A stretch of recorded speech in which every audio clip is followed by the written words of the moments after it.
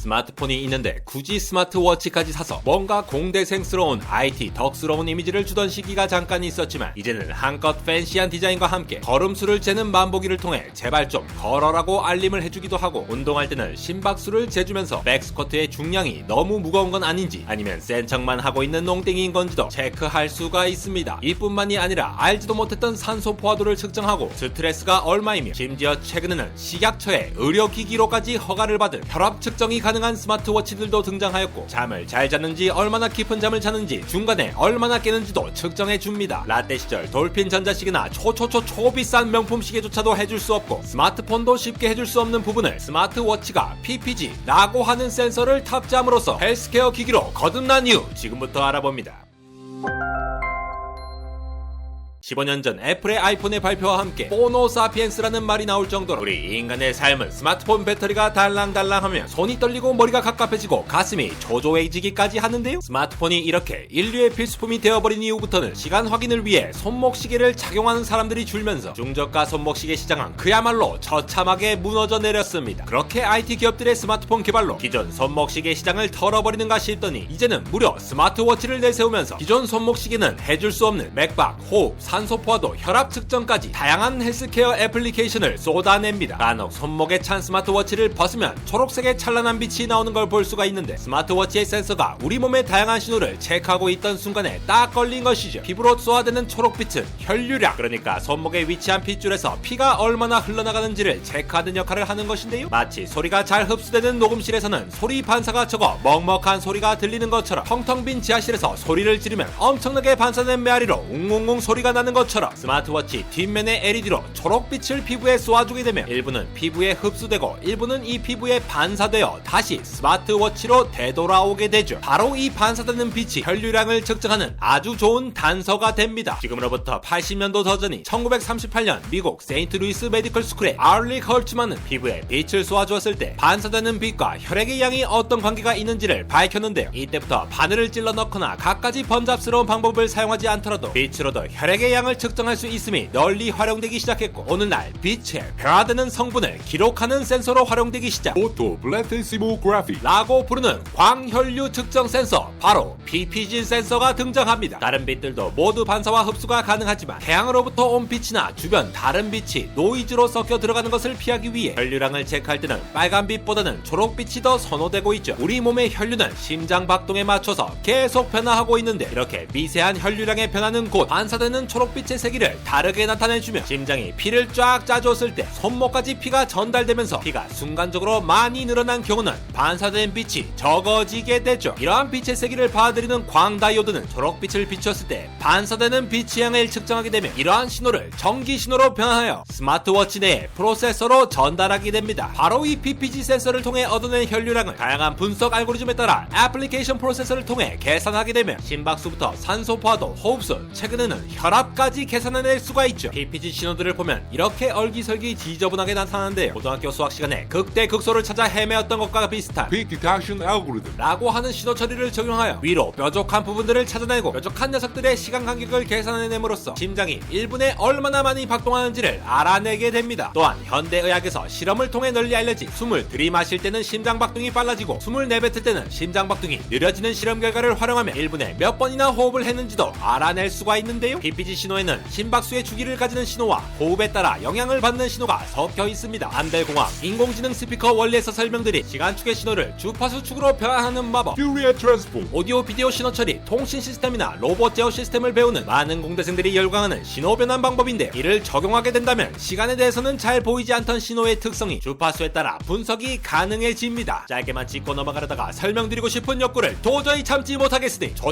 빠르게 요약하고 가겠습니다. 예를 들어 우리가 복잡하게 생긴 물체를 한눈에 보고서는 어떤 특징을 가졌는지 파악하기 쉽지 않습니다만, 그 물체를 위에서, 앞에서, 옆에서 보고 몇 개의 그림으로 간추려서 표현하게 되면 대충 그 특징들을 빠르게 요약해서 파악하기 쉽죠. 그래서 복잡한 수백 개의 물체들을 분석한다고 했을 때 위에서, 앞에서, 옆에서 뽑아낸 그림들만 추려서 먼저 비교한다면 그냥 눈으로 보고 비교하는 것보다 훨씬 더 빠르게 그 특징을 잡아낼 수가 있습니다. 마찬가지로 PPG 센서가 받아들인 혈류량 신호는 심박수와 호흡수는 물론 사람의 움직임부터 스트레스에 따른 심박 증가까지 시간에 따라 엄청나게 지저분한 신호로 보이니까 정확한 호흡수를 추려내기가 쉽지 않겠지만, 마치 위에서, 앞에서, 옆에서 본 평균 전면도처럼 각자의 높낮이와 주기가 서로 다른 신호들이 더해진 형태라고 생각하면 조금 더 간단히 표현할 수가 있습니다. 이렇게 시간순으로 표현된 혈류량 신호를 여러 개의 주파수 성분으로 분해하여 표현한다면 마치 복잡한 도형의 특징을 좀 더 간단하게 파악할 수가 있듯이 혈류량이 보내는 신호에 어떤 특징이 있는지를 더욱더 세밀하게 파악할 수가 있는데, PPG 센서 신호를 퓨리에 트랜스폼 해보면 시간적으로 주기적으로 나타나는 심박 박동수는 주파수 축에서는 특정 주파수에서 아주 큰 신호로 튀어나오고, 이 심장 박동과 밀접한 연관을 가지는 주기적인 호흡의 경우 심박수 주파수의 배수 부분에서 튀어나오는 걸 확인할 수가 있습니다. 이러한 신호를 측정할 때 주로 움직이거나 걷지 말라고 안내가 뜨는 것은 심박수와 호흡수 외에 다른 주기적 성분을 가진 움직임에 따라 주파수 신호에 다른 신호가 껴들게 되면 신호 분석이 어려워지는 이유도 있죠. PPG 센서를 통한 혈류량 신호를 통해 스트레스 지수도 확인할 수가 있습니다. 우리 인간이 스트레스를 받으면 심장 박동이 빨라졌다 느려졌다, 심장 박동의 속도가 자주 바뀌게 되는데, 스트레스를 받지 않을 때에는 시간에 따라 심장 박동이나 호흡은 규칙적이기에 특정 주파수에서의 신호가 크게 나오겠지만, 만약 스트레스를 받아 심장 박동 빠르기가 이리 바뀌고 저리 바뀌게 된다면 평소와는 다른 주파수 특성을 보이게 되죠. 이렇게 시간과 주파수 쪽에서의 비교 분석을 통해 심박수 자체가 얼마나 자주 바뀌는지를 확인하는 Heart Rate Variability. 심박 변이도 HRV까지 분석해낼 수가 있습니다. 여기에 PPG 센서의 LED가 적외선이나 빨간 빛을 쏘아주게 되면 IQ, EQ, 해모큐로 더욱더 유명해진 피 속의 산소 운반체 헤모글로빈에 산소가 붙었냐 안 붙었냐에 따라 헤모글로빈이 이 빛을 흡수하는 정도를 분별하여 산소 포화도까지 측정할 수가 있는데요. 심박수나 산소 포화도, 심박 변이도, 호흡수 등을 기반으로 잡신호를 걸러내는 필터링 알고리즘을 적용한 뒤 실제 의학 실험 통계 데이터를 기반으로 평상시 평온한 상태의 신호 대비 현재 신호의 차이를 분석하여 스트레스 지수를 계산해내게 됩니다. 최근에는 식약처의 승인을 받은 혈압을 재는 스마트워치가 등장하면서 병원에 가서 다른 사람의 따가운 눈초리를 애써 무시하고 혈압을 잴 필요 없이 자신이 원할 때 언제든지 혈압을 잴 수 있어 밥 먹기 전후, 운동하기 전후, 화장실 가기 전후 등 다양한 상황에서의 혈압 데이터를 확보할 수가 있는데요. 스마트워치의 혈압을 재기 위해서는 일단 병원이나 가정용 혈압계를 통해 혈압을 여러 번 잰 값을 입력하게끔 되어 있습니다. 이는 기준이 되는 혈압에 따라 혈류량 신호가 어떤 형태로 반응되는지를 확인하는 과정이죠. 이렇게 신호 처리와 기준이 되는 혈압계를 토대로 계산된 스마트워치의 혈압계는 수년 전부터 혈압 측정 정확도가 95% 이상이긴 하였지만 손목에 헐겁게 착용하거나 주변 상황에 따라 측정 오차가 커서 정확한 혈압 수치보다는 범위로 표현하곤 하였는데요. 최근에는 스마트워치의 혈압계 정확도를 높게 보고 식약처에서 공식적으로 의료기기로 승인을 하였고, 이미 의료기기로 승인된 손가락 혈압 측정계의 오차 범위 수준이 의료기기 허가 기준 5+-8mmHg를 만족하는 수준이 되었기 때문인데, 국가가 허락한 마약인 음악을 즐기기 위해서 냉장고만한 오디오 앰프보다는 음질이 조금 떨어지지만 블루투스 이어폰이 상용화되었듯이 혈압을 측정하기 위해 병원에 자주 가기보다는 정확도가 약간 떨어지지만 스마트워치로 간편하게 측정하는 시대가 온 것이죠. 물론 이 혈압 측정의 경우 아직 고혈압 환자에 대한 샘플 수가 충분히 확보되지 않아 그 값을 그대로 믿고 대응하기보다는 의사의 진료를 받아보고 투약하기를 권고하고 있는데요. 스마트워치가 언제 어떤 상황에서든 혈압 측정 데이터를 쌓아가고 있기에 기존 혈압계가 쌓지 못하는 방대한 혈압 데이터가 쌓이게 되고, 추가적으로 고혈압이나 저혈압 환자들의 데이터까지 새로 개발된 정확도 높은 알고리즘에 적용하게 된다면 스마트워치를 통한 혈압 측정은 더욱더 널리 퍼질 것으로 기대됩니다. 센서 기술의 탁월한 발전은 우리 인간이 쉽게 인지하지 못하는 신호들까지 잘 잡아낼 수 있게 되었고, 반도체 공정의 초미세화와 더불어 프로세서 설계 기술의 발전과 함께 현대의학 실험 결과물인 빅데이터와 결합하여 일상에서 의미 있는 기능들을 스마트워치에서 활용할 수 있게 되었습니다. 남자 패션의 완성은 수트, 수트의 완성은 넥타이와 명품 시계라는 라떼 시절의 여자친구의 말이 생각나는 바, 이제 나도 패션을 완성시켜볼까 하는 마음에 2월 상품 80% 세일의 수트와 로우엔드급 명품 손목 시계를 살펴보고 있었는데, 아니다, 아직은 안된다, 아직은 구독자가 너무나도 영세하다는 걸 갑자기 깨우치고 심박수부터 혈압까지 잴 수 있는 갤럭시 워치 4가 훨씬 좋다는 정신승리를 하면서 저렴이 옷들을 쇼핑하던 바로 그때, 졸업한 지도 수년이 지났음에도 아직까지도 공대 패션의 마수에 사로잡혀 본능적으로 체크무늬 난방을 클릭하는 나 자신을 발견하고 너무나도 소스라치게 놀라 스마트폰을 집어던지고는 공대생들이 왜 체크 난방을 좋아하는지 다시 한번 반추해보고 있는, 그래도 체크무늬가 예쁘지 않니? 안대공화